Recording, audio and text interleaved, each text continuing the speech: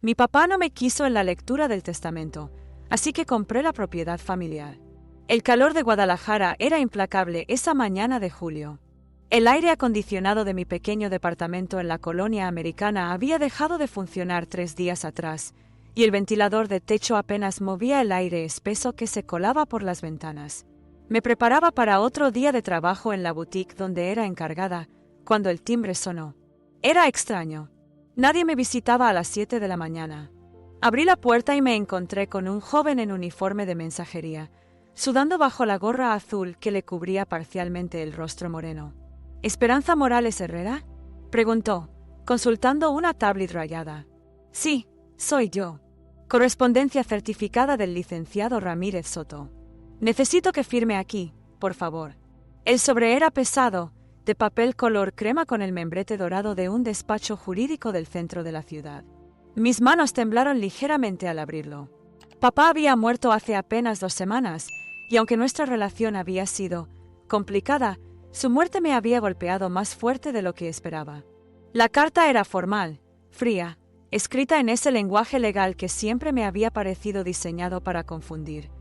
Por medio de la presente, se le notifica que el día viernes, 15 de julio del presente año, a las 10 de la mañana, se llevará a cabo la lectura del testamento del finado señor Roberto Morales Jiménez en las oficinas de este despacho. Su presencia no es requerida para dicho acto. Leí esa línea 3 veces. Su presencia no es requerida. Mi corazón comenzó a latir tan fuerte que podía escucharlo en mis oídos. Continué leyendo. Dado que según las disposiciones testamentarias del señor Morales, usted no figura como beneficiaria de ningún bien o derecho hereditario. La carta se me cayó de las manos. El papel flotó suavemente hasta el piso de cerámica fría de mi departamento, mientras yo me quedé paralizada en el marco de la puerta. No era posible. Papá y yo habíamos tenido nuestras diferencias, especialmente después de que decidí no casarme con el hijo de su socio comercial. Pero, ¿excluirme completamente? Ni siquiera un reconocimiento, una mención. Recogí la carta con manos temblorosas y la volví a leer. Era real. Mis hermanos Roberto Jr. y Carlos aparecían mencionados como únicos herederos legítimos de todas las propiedades, incluida la casa familiar en la que habíamos crecido en la colonia Lafayette, el rancho en las afueras de la ciudad y el negocio de construcción que papá había construido durante 30 años. Me senté en el sillón de segunda mano que había comprado en el tianguis de los sábados. Las lágrimas comenzaron a correr por mis mejillas sin que pudiera detenerlas. No era solo por el dinero o las propiedades. Era por lo que representaba, la confirmación final de que para mi padre, yo no había sido suficiente. Nunca. Recordé la última conversación que tuvimos, 3 meses antes de su muerte. Estaba en el hospital recuperándose de la primera operación del corazón, conectado a esos cables que lo hacían ver más vulnerable de lo que jamás lo había visto. Papá, necesitamos hablar sobre algunas cosas, le había dicho, tomando su mano arrugada entre las mías. ¿De qué quieres hablar, hija?, había respondido con esa voz cansada que había desarrollado después de los 60. De nosotros, de nuestra relación. Siento que siempre has esperado algo de mí que no sé qué es, y que nunca he podido dártelo. Papá había retirado su mano y había volteado hacia la ventana que daba al patio del hospital. Esperanza, tú tomaste tus decisiones. Decidiste no casarte con Patricio. Decidiste trabajar en una tienda en lugar de ayudarme con el negocio. Decidiste vivir tu vida como quisiste. Yo respeto eso. Pero siento que me castigas por esas decisiones. No te castigo. Simplemente, hay consecuencias para todo lo que hacemos en la vida. Esas habían sido prácticamente sus últimas palabras para mí. Murió 2 semanas después, mientras yo estaba trabajando, vendiendo vestidos a señoras que planeaban fiestas que yo nunca podría costear. Ahora, sosteniendo esa carta, entendía perfectamente a qué se había referido con consecuencias. Miré alrededor de mi pequeño departamento. Los muebles desparejados, la pintura descascarada en las esquinas, las cortinas que había cosido yo misma con tela barata del mercado de San Juan de Dios. Era mi refugio, mi espacio, pero también era la prueba viviente de todo lo que no había logrado, todo lo que papá había considerado que era una vida desperdiciada. Pero mientras las lágrimas secaban en mis mejillas y el calor de Guadalajara comenzaba a volverse insoportable, algo más comenzó a crecer en mi pecho. No era tristeza ni autocompasión. Era algo más caliente, más fuerte. Era ira. ¿Cómo se había atrevido? ¿Cómo había podido borrarme así? Como si los 35 años de ser su hija no hubieran significado nada. Como si cada vez que había corrido a ayudarlo cuando se enfermaba, cada vez que había aguantado sus reproches silenciosos, cada vez que había tratado de ganarme aunque fuera una sonrisa de aprobación, ¿no hubiera valido nada? Me levanté del sillón y caminé hacia el espejo del pasillo. La mujer que me devolvía la mirada tenía los ojos hinchados y rojos, pero también tenía algo más. Determinación. «Está bien, papá», dije en voz alta a mi reflejo. «Si así es como querías que fueran las cosas, así van a ser. Pero no creas que me voy a quedar aquí sintiéndome mal por mí misma». Tomé mi bolsa, guardé la carta y salí de mi departamento hacia el calor implacable de la mañana tapatía. Tenía que llegar al trabajo, pero primero tenía una parada que hacer. Era hora de hablar con mis hermanos. La constructora Morales e Hijos ocupaba un edificio de 3 pisos en la Avenida Américas, con ventanales que reflejaban el intenso sol del mediodía. Había pasado por ahí cientos de veces en el camión, pero nunca había entrado. Papá nunca me había invitado. La recepcionista, una chica joven con uñas perfectamente pintadas de rosa, me miró con curiosidad cuando dije mi nombre. «Esperanza Morales», repitió, consultando una agenda. «No tengo ninguna cita programada. Soy la hermana del licenciado Roberto Morales», dije, tratando de mantener la voz firme. «Dígale que necesito hablar con él. Es urgente». 5 minutos después, Roberto Jr. apareció en el lobby. A los 38 años, era una versión más delgada y menos imponente de papá, pero había heredado la misma manera de mirar a las personas como si estuviera evaluándolas constantemente. «Esperanza», dijo, acercándose sin sonreír. «No esperaba verte aquí. Necesitamos hablar, Roberto. Tú, Carlos y yo. Carlos está en el rancho supervisando una obra». «¿De qué quieres hablar?» Saqué la carta del abogado de mi bolsa. «¿De esto?» Roberto la leyó rápidamente, y por un momento vi algo que podría haber sido incomodidad en su rostro. «¿Podemos hablar en privado?», preguntó, mirando de reojo a la recepcionista. Su oficina estaba en el 2º piso, con vistas a la avenida. Las paredes estaban cubiertas de fotografías de obras realizadas por la empresa, condominios, plazas comerciales, casas residenciales. En una esquina colgaba una foto de papá dando la primera palada en la construcción de un fraccionamiento. «Esperanza, lamento que te hayas enterado así», comenzó Roberto, sentándose detrás de un escritorio de madera oscura. «Papá, bueno, papá tomó esta decisión hace tiempo». «¿Hace cuánto tiempo?» «Modificó el testamento hace 2 años. Después de que rechazaste la propuesta de matrimonio de Patricio Mendoza». Patricio Mendoza, el hijo del socio de papá, un hombre de 42 años que olía a cigarro caro y que había heredado una empresa de bienes raíces. Papá había organizado nuestros encuentros como si fueran negociaciones comerciales. «¿Así que esto es por Patricio?», pregunté, sintiendo que la ira volvía a crecer en mi pecho. «No solo por eso. Papá sentía que tú habías rechazado ser parte de la familia en el sentido que él entendía. Que habías elegido vivir independiente, hacer tu propia vida. ¿Y eso está mal?». Para papá, sí. Él creía en la familia como una unidad de negocio, como algo que se construye en conjunto. Pensaba que al rechazar casarte con Patricio, al rechazar trabajar en la empresa, estabas rechazando todo lo que él había construido. Me quedé en silencio por un momento, absorbiendo sus palabras. Afuera, el tráfico de la hora de la comida creaba un rumor constante de motores y claxones. «¿Y tú qué opinas, Roberto?». Mi hermano mayor suspiró y se frotó las sienes. «Esperanza, yo, honestamente, creo que papá fue demasiado drástico. Pero también entiendo su punto de vista. Esta empresa, la casa, el rancho, todo eso lo construyó pensando en crear algo para la familia. Y desde su perspectiva, tú decidiste no ser parte de eso. ¿Dónde está Carlos en todo esto?». «Carlos está de acuerdo con papá. Siempre lo estuvo. Por supuesto. Carlos, el menor de los 3, siempre había sido el más parecido a papá en temperamento. Impulsivo, tradicional, con ideas muy claras sobre cómo debían ser las cosas. «Roberto, ¿tú sabías que papá iba a hacer esto?». Lo sospechaba, especialmente después de la última discusión que tuvieron en el hospital. ¿Qué discusión? Unos días antes de que muriera, me dijo que había intentado hablar contigo sobre volver a considerar la propuesta de Patricio. Dijo que le dejaste muy claro que no tenías ningún interés en reconciliarte con sus expectativas. Sus palabras textuales. No recordaba ninguna conversación así. O tal vez sí la recordaba, pero de manera diferente.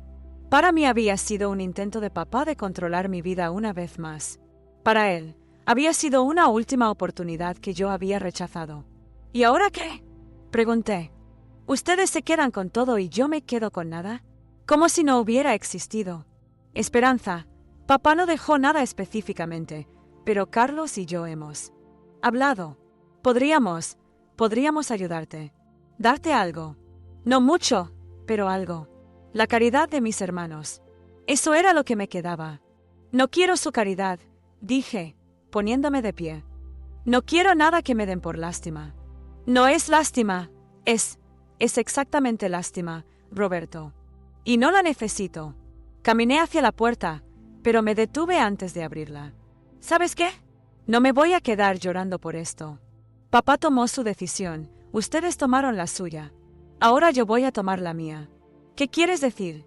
Algún día, Roberto, voy a comprar la casa donde crecimos.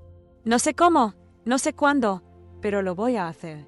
Y cuando eso pase, van a entender que no necesitaba la herencia de papá para conseguir lo que quiero. Roberto me miró como si me hubiera vuelto loca. Esperanza, esa casa vale más de 3 millones de pesos. Y eso sin contar el terreno y... Ya lo sé, lo interrumpí.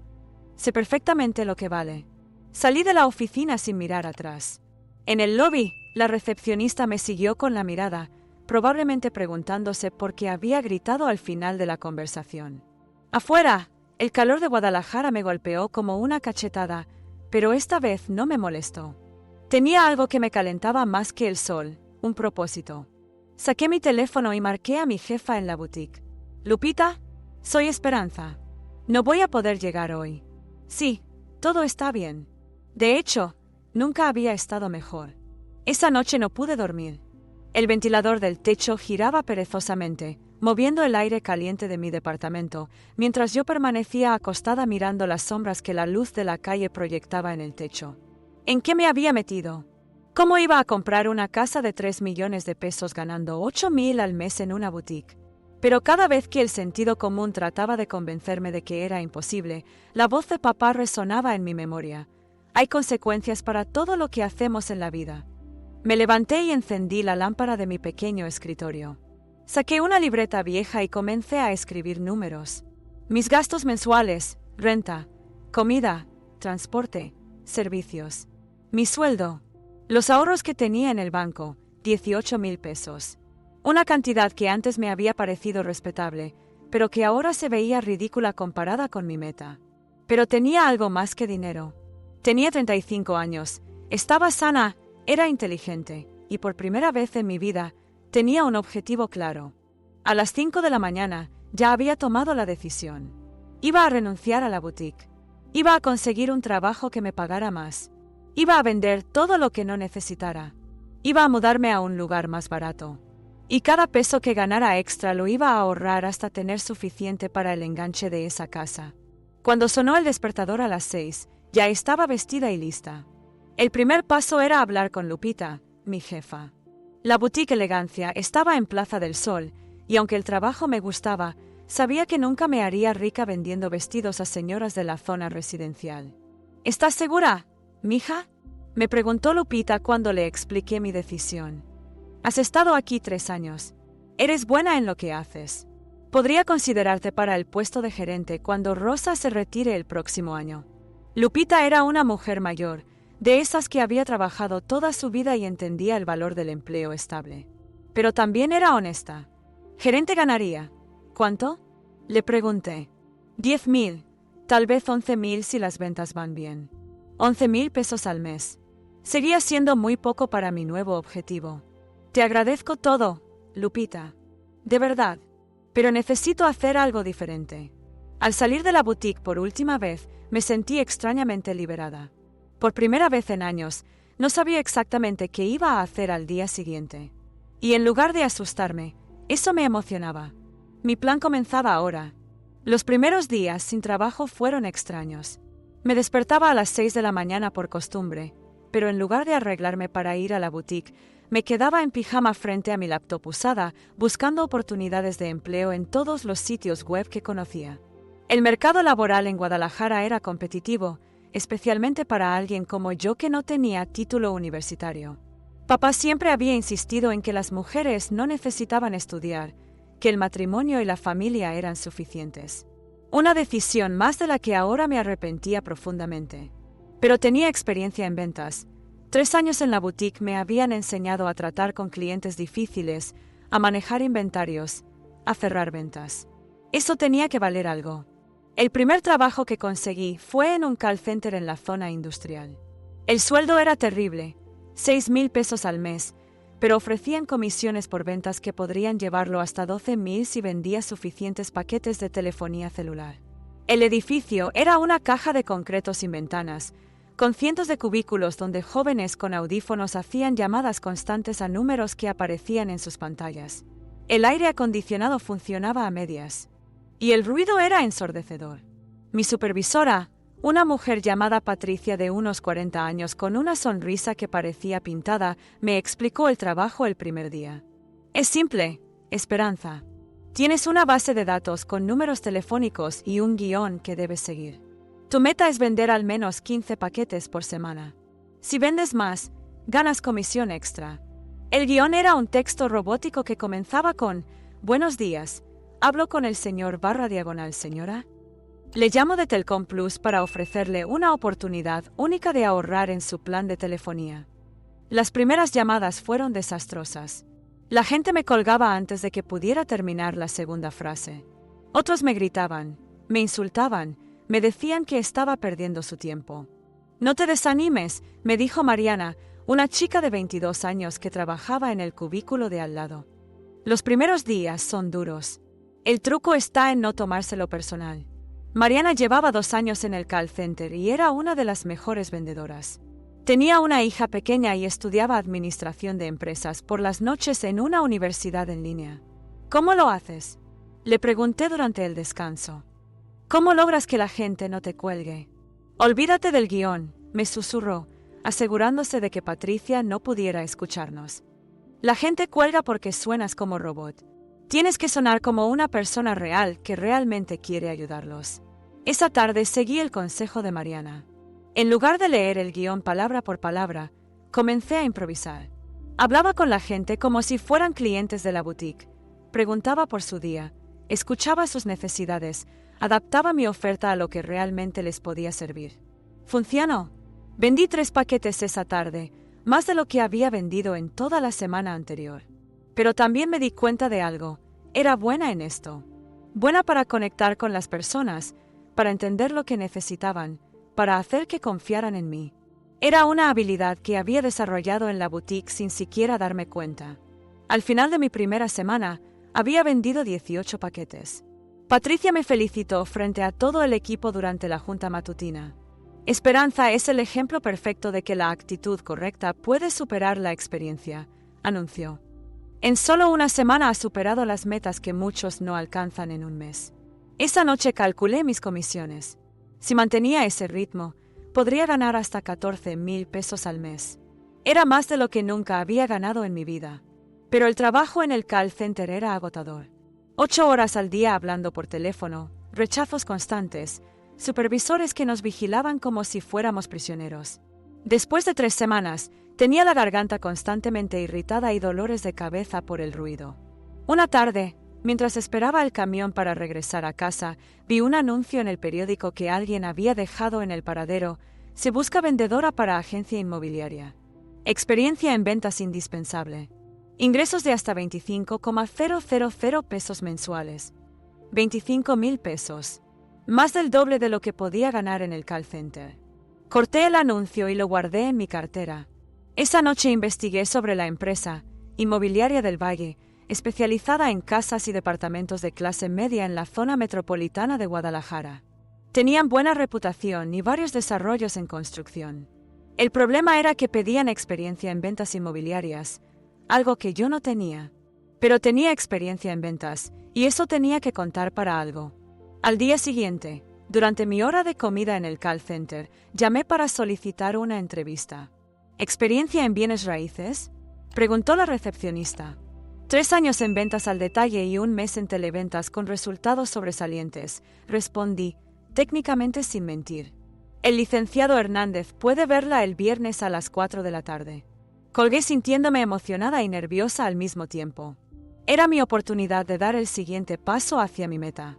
El viernes llegué temprano a las oficinas de Inmobiliaria del Valle. El edificio era moderno, con muros de cristal y una recepción elegante que me recordó a las oficinas de la constructora de papá. El licenciado Hernández era un hombre de unos 50 años, bien vestido, con la confianza que da el éxito en los negocios. Esperanza, veo en su currículum que tiene experiencia en ventas, pero no específicamente en inmobiliaria. Comenzó la entrevista. ¿Por qué cree que sería buena en este trabajo? Porque entiendo que vender una casa no es solo vender un producto, respondí, recordando las conversaciones que había escuchado entre papá y sus clientes años atrás. Es vender un sueño, un futuro, un hogar. Y creo que soy buena ayudando a las personas a encontrar lo que realmente necesitan. ¿Tiene licencia de corredor inmobiliario? No, pero estoy dispuesta a obtenerla. El trabajo requiere fines de semana, horarios irregulares y mucho trabajo de campo. También requiere inversión personal, gasolina, comidas con clientes, presentación personal impecable. ¿Está preparada para eso? Completamente. Hernández me miró por un momento largo, como si estuviera evaluando algo más que mis respuestas. Bien, Esperanza. Le voy a dar una oportunidad. Periodo de prueba de 3 meses. Sueldo base de 8,000 pesos más comisiones del 3% sobre ventas. Si funciona, puede crecer mucho aquí. Si no, bueno, ya sabe cómo es esto. Salí de esa oficina sintiendo que mi vida estaba tomando un rumbo completamente nuevo. Era arriesgado dejar la seguridad del call center por algo incierto, pero también sabía que las grandes oportunidades siempre venían con grandes riesgos. Esa noche renuncié al call center. Patricia trató de convencerme de que me quedara, pero yo ya había tomado mi decisión.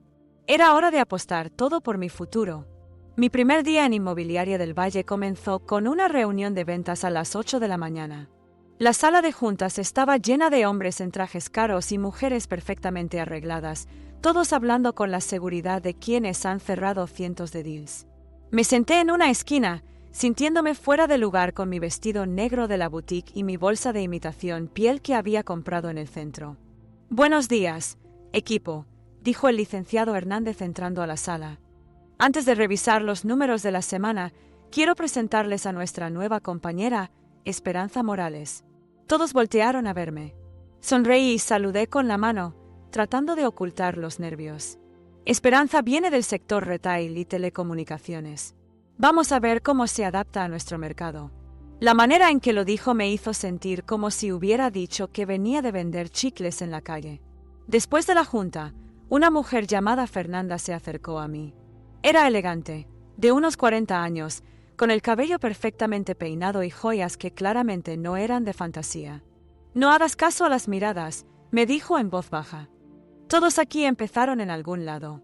Yo vendía cosméticos de puerta en puerta antes de entrar a este negocio». «¿En serio? ¿En serio? Y ahora soy la segunda mejor vendedora de la empresa. ¿Quieres que te enseñe algunos trucos?» Fernanda se convirtió en mi mentora no oficial. Durante las siguientes semanas me enseñó todo lo que necesitaba saber sobre el negocio inmobiliario en Guadalajara. «La clave está en entender que no vendes casas», me explicó mientras manejábamos hacia una cita con clientes. «Vendes estilos de vida. Esta pareja que vamos a ver tienen 2 hijos pequeños. No les vamos a hablar de metros cuadrados y acabados. Les vamos a hablar de patios seguros donde sus hijos puedan jugar, de escuelas cercanas, de comunidades familiares». Tenía razón. Durante esa primera cita, vi cómo Fernanda conectaba con los clientes de una manera que iba mucho más allá de mostrar propiedades. Les hacía preguntas sobre sus rutinas, sus sueños, sus miedos, y luego adaptaba cada casa que les mostraba a esas necesidades emocionales. Mi primera venta llegó en la 3ª semana. Una pareja joven que buscaba su primera casa. Él trabajaba en una fábrica, ella era maestra de preescolar. Tenían un presupuesto ajustado y muchas dudas. Los llevé a ver un departamento en un fraccionamiento nuevo en Tlaquepaque. No era lujoso, pero estaba bien construido y en una zona en crecimiento. «Es pequeño», dijo ella, parada en la sala principal. «Es acogedor», corregí. «Y miren esta ventana, toda la tarde van a tener luz natural. Imaginen desayunando aquí los domingos, con sus hijos jugando en esa alfombra». «¿Hijos?», preguntó él. «Todavía no tenemos hijos. Pero los van a tener, ¿verdad?», sonreí. «Y cuando lleguen, van a querer un lugar donde puedan crecer seguros. Este fraccionamiento tiene vigilancia a las 24 horas y una escuela primaria a 2 cuadras». Media hora después firmaron el contrato de compraventa. Mi comisión fue de 18,000 pesos, más de lo que había ganado en 2 meses en la boutique. Esa noche celebré sola en mi departamento, con una cerveza barata y una quesadilla que compré en el puesto de la esquina. Pero me sentía millonaria. «¿Cómo se siente cerrar tu primera venta?», me preguntó Fernanda al día siguiente.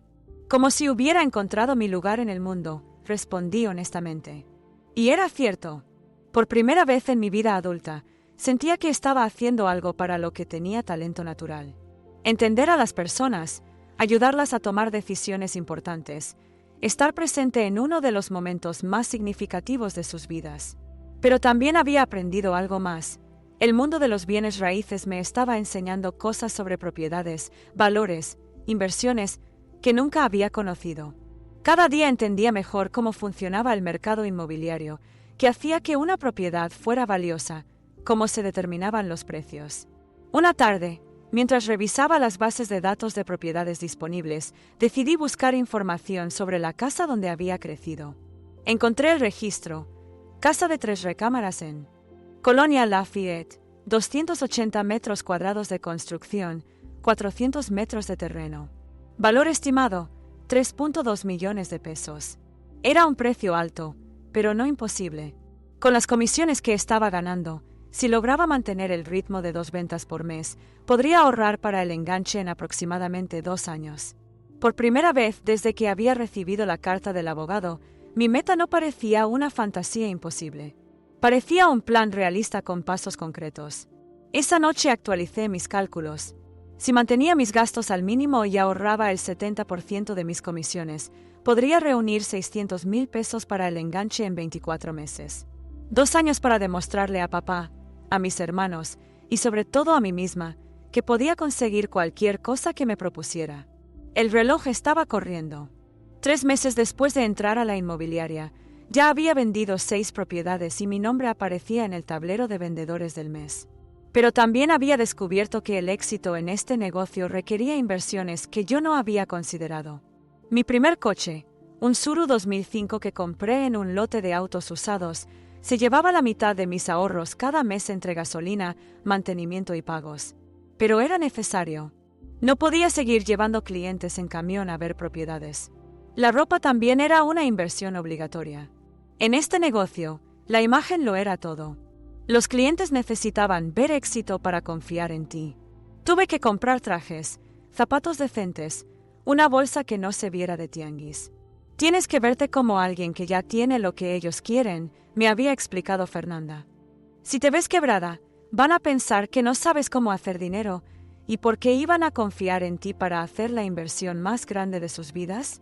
Tenía razón, pero cada peso que gastaba en apariencia era un peso menos para mi meta.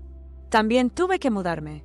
Mi departamento en la colonia americana era demasiado pequeño para recibir clientes, y algunos de mis compradores necesitaban venir a firmar documentos fuera del horario de oficina. Encontré un lugar mejor en la colonia del Valle, más cercano a las zonas donde trabajaba. Era más caro, pero también más presentable. El aumento en la renta significaba menos dinero para ahorros, pero más oportunidades de cerrar ventas. Cada decisión era un equilibrio entre el presente y el futuro, entre lo que necesitaba ahora para crecer y lo que quería conseguir después. Una noche, mientras revisaba mis finanzas, me di cuenta de que a pesar de estar ganando más dinero que nunca, mis ahorros crecían más lento de lo planeado. A este ritmo, necesitaría 3 años en lugar de 2 para reunir el enganche. Era frustrante, pero también realista. Estaba aprendiendo que el éxito no era una línea recta. Requería paciencia, estrategia y a veces dar pasos atrás para poder avanzar después. Pero cada mes que pasaba, me sentía más segura de que estaba en el camino correcto. Mi meta ya no era solo un sueño imposible. Era un plan con fecha límite. Un año después de entrar al mundo inmobiliario, las cosas se complicaron. La economía de Jalisco atravesaba una mala racha, los créditos hipotecarios se habían endurecido y muchas personas posponían la compra de vivienda. En la oficina, las caras largas de mis compañeros reflejaban lo que todos sentíamos: las ventas habían bajado drásticamente. Este mes solo vendí una propiedad, me confesó Fernanda durante el desayuno en la cafetería cerca de la oficina. El año pasado vendía 5 al mes con los ojos cerrados. El panorama era desalentador. Inmobiliaria del Valle había despedido a 3 vendedores la semana anterior, y el licenciado Hernández había anunciado que solo los más productivos mantendrían su lugar en el equipo. Pero si algo había aprendido de papá, aunque fuera por observación, era que las crisis también traían oportunidades para quienes sabían buscarlas. Una mañana, mientras revisaba los listados de propiedades disponibles, noté algo interesante. Había muchas casas en remate bancario a precios muy por debajo del mercado. Propiedades que los bancos necesitaban vender rápidamente para recuperar cartera vencida. ¿Por qué nadie está trabajando con los remates?, le pregunté a Fernanda. Porque son complicados. Mucho papeleo, procesos largos, y los compradores tienen que pagar de contado o conseguir financiamiento especial. La mayoría de los vendedores prefieren evitarse la molestia. Pero para mí, complicado sonaba a oportunidad. Si podía entender el proceso de remates bancarios y encontrar compradores con liquidez, tendría un nicho de mercado prácticamente para mí sola. Pasé las siguientes 2 semanas estudiando todo lo que pude sobre remates bancarios. Visité los juzgados, hablé con abogados especialistas, me leí reglamentos que me daban dolor de cabeza. Era complicado, efectivamente, pero no imposible. Mi primera operación de remate fue con una casa en la Colonia Moderna. El banco la había valuado en 1.8 millones, pero por el deterioro y la urgencia de venta, la habían puesto en 1.2 millones. Encontré a un inversionista que compró propiedades para rentar, le mostré los números y cerré la venta en 3 semanas. Mi comisión fue de 36,000 pesos, el triple de lo que había ganado por mi primera venta. ¿Cómo lo hiciste?, me preguntó el licenciado Hernández cuando reporté la venta. Esa casa llevaba 8 meses sin moverse. Cambié el mercado objetivo, expliqué. En lugar de buscar familias que quieren vivir ahí, busqué inversionistas que quieren ganar dinero con ella. Hernández me miró con una expresión que no había visto antes: respeto profesional. Esperanza, creo que acabas de encontrar tu especialidad. Los siguientes meses desarrollé una red de contactos de inversionistas, personas con capital disponible que buscaban oportunidades de compra. Algunas eran empresarios locales, otros eran tapatíos que trabajaban en Estados Unidos y mandaban dinero para invertir, algunos eran grupos de inversionistas que se asociaban para comprar propiedades.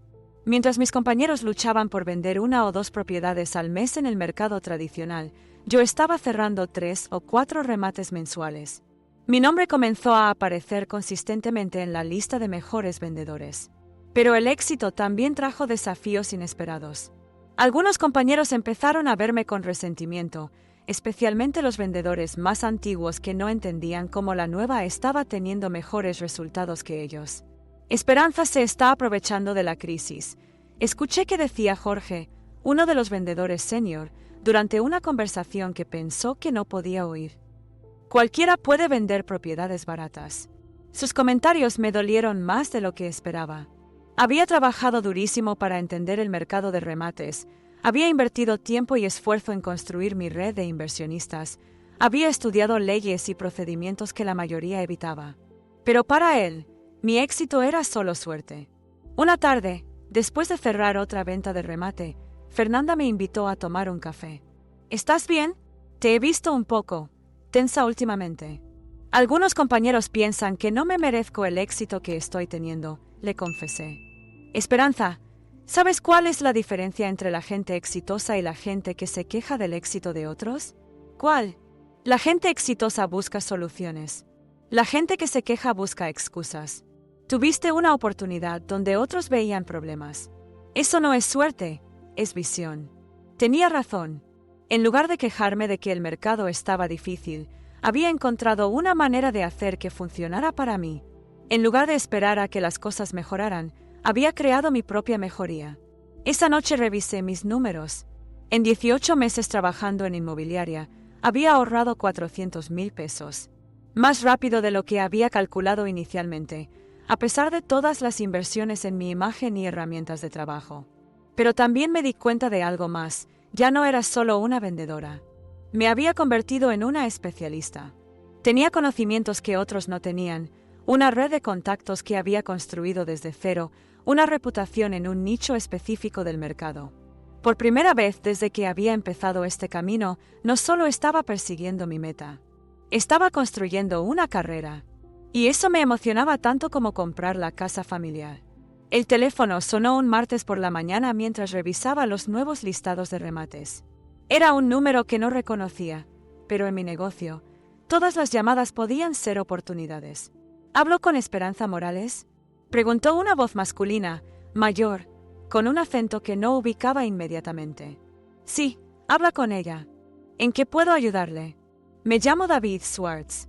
Soy un inversionista de California, pero mi familia es de Guadalajara.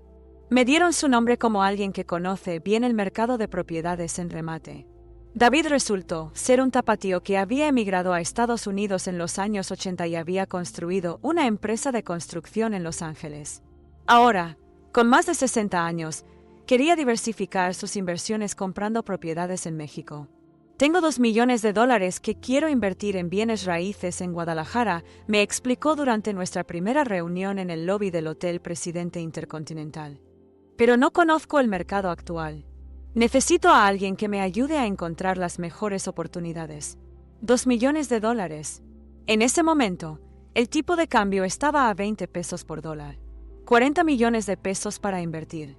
¿Qué tipo de propiedades le interesan?, pregunté, tratando de mantener la calma profesional mientras mi mente calculaba las comisiones potenciales.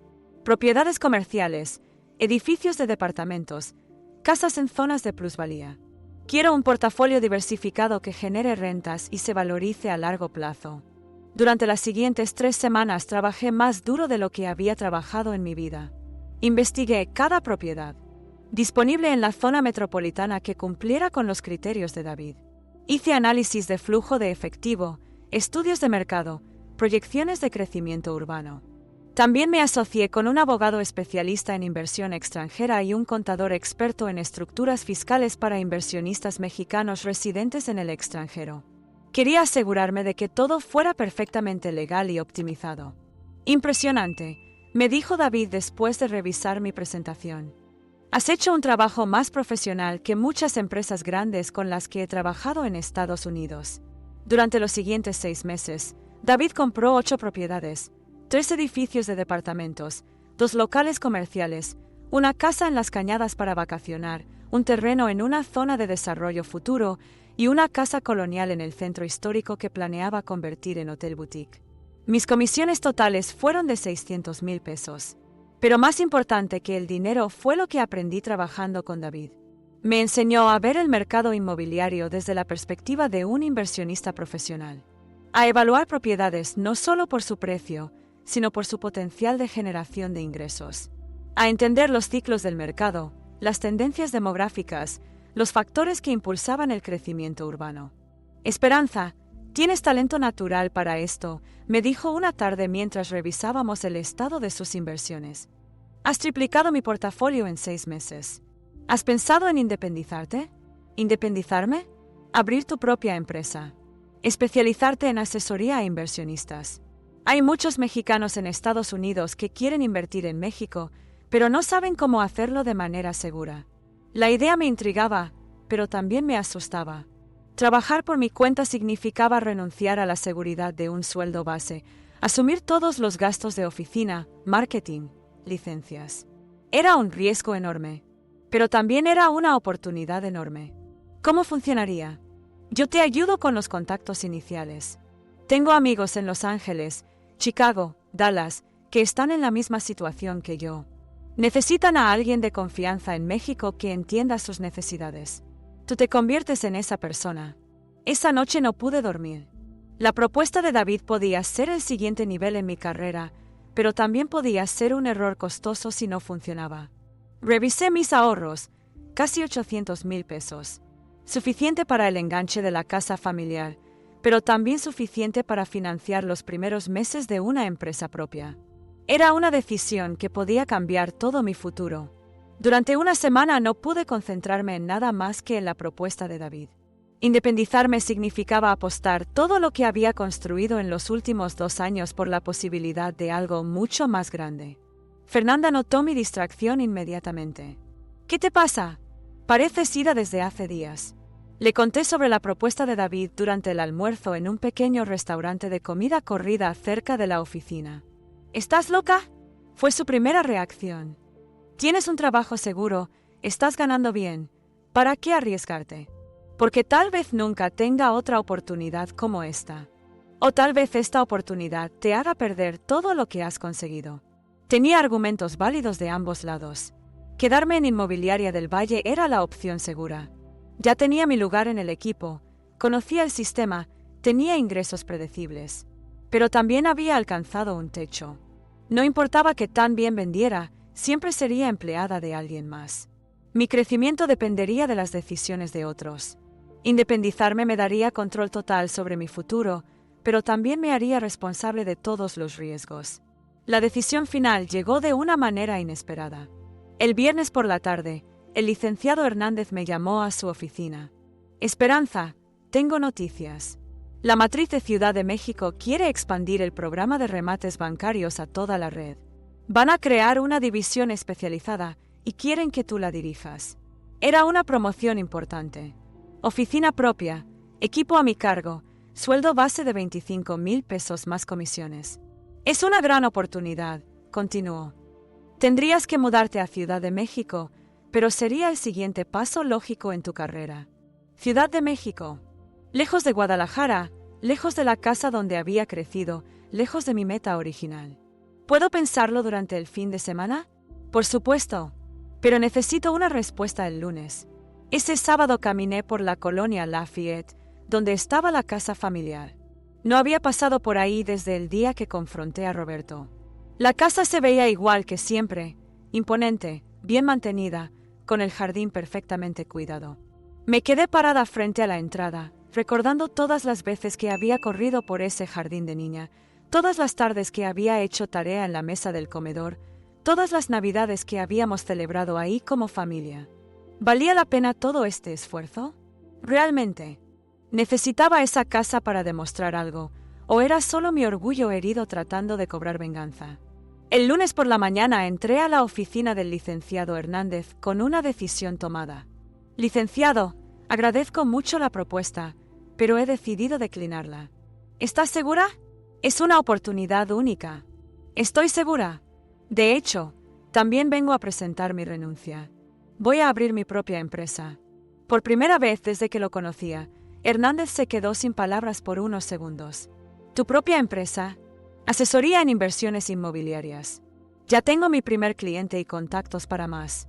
Esperanza, ¿estás consciente de lo que estás arriesgando? Este mercado es muy competitivo para empresarios independientes. Lo sé, pero también sé que si no lo intento ahora, siempre me voy a preguntar qué habría pasado. Salí de esa oficina sintiéndome aterrorizada y emocionada al mismo tiempo. Había quemado mis naves. No había vuelta atrás. Esa tarde llamé a David para confirmar nuestra sociedad. Al día siguiente comenzaría a construir mi propio futuro. 18 meses después de abrir Morales Inversiones Inmobiliarias, mi empresa se había consolidado como la principal asesora de mexicanos residentes en el extranjero que querían invertir en Guadalajara. Tenía una oficina en el piso 12 de una torre comercial en Providencia, 3 empleados y una cartera de clientes que incluía empresarios en Los Ángeles, Chicago, Houston y Phoenix. El éxito había superado mis expectativas más optimistas. En lugar de trabajar sola como había planeado inicialmente, había tenido que contratar a una asistente, un contador especializado y un abogado asociado. Mi red de contactos se había expandido hasta incluir desarrolladores, arquitectos, constructores y funcionarios municipales. Pero lo más importante era que había construido algo que era completamente mío. Cada decisión, cada riesgo, cada éxito dependía únicamente de mí. Una mañana de octubre, mientras revisaba los reportes financieros trimestrales con mi contadora, Ana Lucía, recibí una llamada inesperada. Esperanza Morales, habla el licenciado Ramírez Soto, del despacho jurídico que manejó el testamento de su padre. Mi corazón se aceleró inmediatamente. ¿Por qué me llamaría después de casi 3 años? Licenciado, ¿en qué puedo ayudarle? Es sobre la propiedad de la colonia Lafayette que heredaron sus hermanos. Roberto y Carlos me han pedido que contacte con usted para saber si tiene interés en comprarla. Me quedé en silencio por varios segundos, asegurándome de haber escuchado correctamente. ¿Mis hermanos quieren vender la casa? Así es. Han decidido liquidar todos los bienes inmuebles para enfocarse en expandir el negocio de construcción. Me pidieron específicamente que le ofreciera a usted la primera opción de compra, como un gesto de consideración familiar. Un gesto de consideración familiar. Después de 3 años de no tener noticias de ninguno de los dos, ¿cuál es el precio que están pidiendo? 3.800.000 pesos. El avalúo actualizado indica que la propiedad vale 4.200.000, pero están dispuestos a dar un descuento familiar. Descuento familiar. Las palabras sonaban irónicas viniendo de hermanos que no me habían dirigido la palabra desde la muerte de papá. Licenciado, ¿puedo preguntarle por qué decidieron contactarme? Tengo entendido que mis hermanos consideran que no tengo lugar en los asuntos familiares. Señorita Morales, creo que sus hermanos han reconsiderado algunas cosas. Roberto me mencionó que se había enterado de su éxito empresarial. Aparentemente, varios clientes de la constructora la han recomendado para inversiones inmobiliarias. Así que habían escuchado sobre mi empresa. En una ciudad como Guadalajara, donde el sector de la construcción era relativamente pequeño, era inevitable que nuestros caminos se cruzaran profesionalmente en algún momento. ¿Cuánto tiempo tengo para decidir? Ellos preferirían una respuesta en 2 semanas. Si usted no está interesada, pondrán la propiedad en el mercado abierto. Después de colgar, me quedé sentada en mi oficina durante largos minutos, mirando la vista de la ciudad a través de los ventanales. Guadalajara se extendía ante mí, una metrópoli en constante crecimiento donde había construido mi nueva vida. 3.800.000 pesos. Tenía el dinero. Mi empresa había generado suficientes utilidades para que pudiera hacer la compra sin comprometer la operación. Incluso podría conseguir un crédito hipotecario para conservar más liquidez. Pero algo había cambiado en estos 3 años. La casa ya no representaba lo mismo para mí. Cuando había empezado este camino, comprar esa casa era sobre demostrarle a papá, a mis hermanos, al mundo, que yo podía conseguir lo que quisiera a pesar de haber sido rechazada. Era sobre orgullo, sobre venganza, sobre probar que me habían subestimado. Ahora, mirando los estados financieros de mi empresa, las fotografías de propiedades que había ayudado a comprar, los testimoniales de clientes satisfechos colgados en mi oficina, me daba cuenta de que ya había demostrado todo lo que necesitaba demostrar. Había construido algo más valioso que una casa heredada. Había construido una carrera, una reputación, una empresa que ayudaba a familias a realizar sus sueños de inversión y patrimonio. Pero también entendía que comprar esa casa cerraría un círculo. No por venganza, sino por justicia personal. Por demostrarme a mí misma que podía conseguir cualquier meta que me propusiera. Esa tarde manejé hasta la colonia Lafayette. La casa se veía igual que siempre, pero yo la miraba con ojos diferentes. Ya no la veía como el símbolo de lo que me habían negado, sino como una propiedad más. Bien ubicada, buen estado de conservación, precio razonable para el mercado actual. Una inversión sólida. El viernes por la mañana llamé al licenciado Ramírez. Licenciado, acepto la oferta. Quiero comprar la casa. Excelente. Sus hermanos van a estar muy complacidos. Necesita financiamiento. ¿Oh? Voy a pagar de contado. Hubo una pausa del otro lado de la línea. ¿De contado? ¿Los 3.800.000? Así es. ¿Cuándo podemos firmar? Necesito preparar los documentos. ¿Le parece bien la próxima semana? Perfecto. Esa noche celebré sola en mi departamento, pero no era una celebración de venganza o triunfo sobre mis hermanos.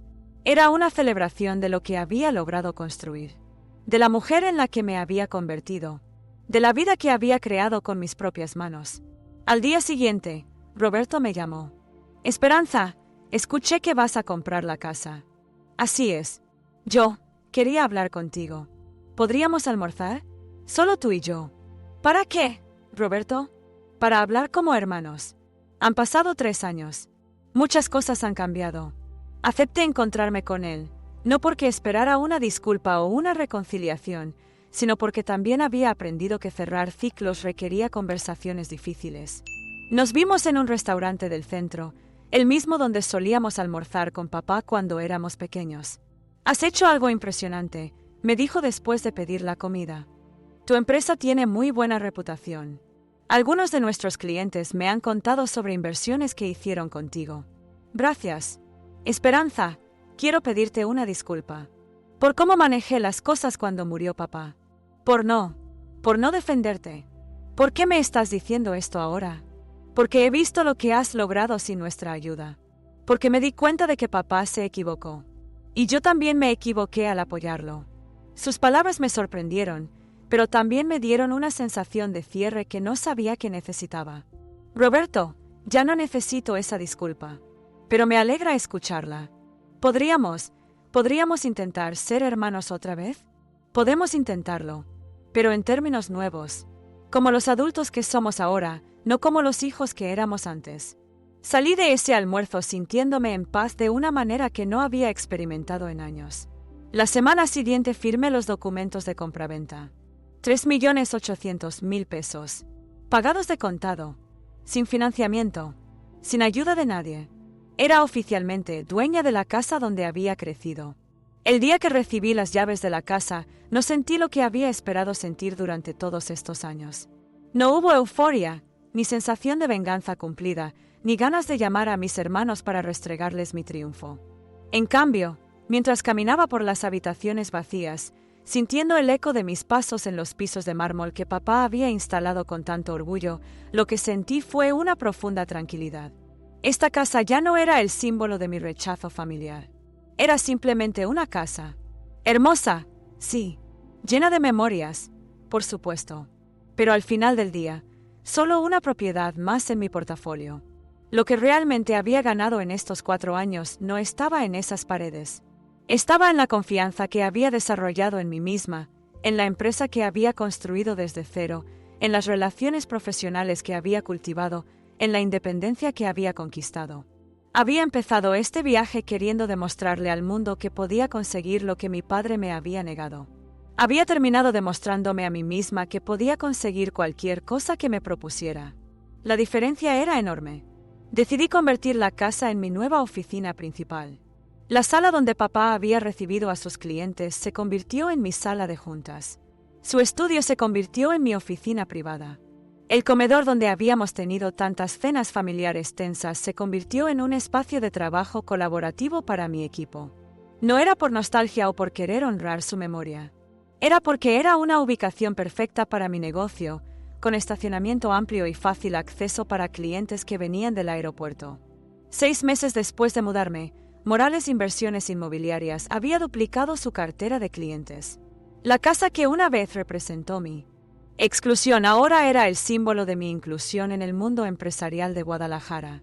Una tarde, mientras revisaba contratos en lo que había sido el estudio de papá, encontré una fotografía que él había guardado en el cajón del escritorio. Era de los 3 hermanos cuando éramos pequeños, jugando en el jardín de esa misma casa. Yo tendría unos 8 años, Roberto 12, Carlos 10. En la foto, los 3 estábamos sonriendo genuinamente. Éramos hermanos. Éramos una familia. Guardé la fotografía en el primer cajón de mi nuevo escritorio. Esa noche, Roberto me llamó. Esperanza, Carlos y yo estábamos pensando, ¿te gustaría que cenáramos juntos el domingo? Como hacíamos antes, cuando éramos niños. Me encantaría, respondí, y por primera vez en años, lo dije completamente en serio. El domingo por la noche, mis hermanos llegaron a la casa con sus esposas e hijos. Cenamos en el mismo comedor donde habíamos crecido, pero la atmósfera era completamente diferente. Había respeto mutuo, reconocimiento, y algo que había estado ausente durante mucho tiempo, amor fraternal. Papá estaría orgulloso de lo que has logrado, me dijo Carlos mientras los niños jugaban en el jardín después de la cena. ¿Tú crees? Estoy seguro. Al final, él quería que fuéramos exitosos e independientes. Tú lo lograste a tu manera. Tal vez tenía razón.